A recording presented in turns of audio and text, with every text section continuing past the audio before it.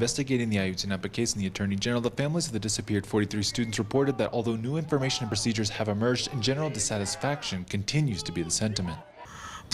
Because there are still no concrete responses as to what has happened to the youth, we will continue to put our trust in the group of independent experts. Although at least 6 operations were carried out by authorities to search for the missing students since late December, the families say the lack of results are partially to blame for the government's now abandoned conclusion that the youth were killed and incinerated in a garbage dump. The families call for an investigation of authorities responsible. It is a demand of the families.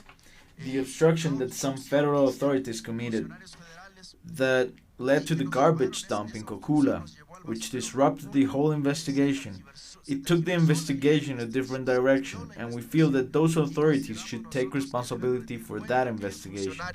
Meanwhile, in an international forum, rights groups and families of victims of forced disappearance underscore the inefficiency and unwillingness by the state to investigate and reduce the crime. Argentine activist and mother of one victim from Argentine's so-called dirty war, Carlota Estela, reaffirms the need to hold the state responsible.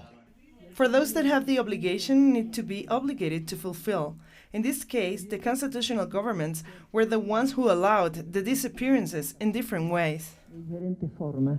One Mexican mother of a victim says the need to unite the different struggles being carried out by families in Mexico's estimated 27,000 disappeared and 100,000 murdered is the primary means to acquire justice.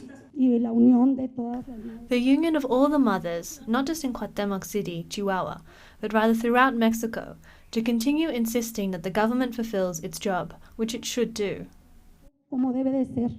In the case of Ayotzinapa, the parents are organizing 2-week-long caravans to cross the north and south of Mexico to continue to pressure the Mexican government in fulfilling its duty in procuring truth and justice. Clayton Can, Telesur, Mexico City.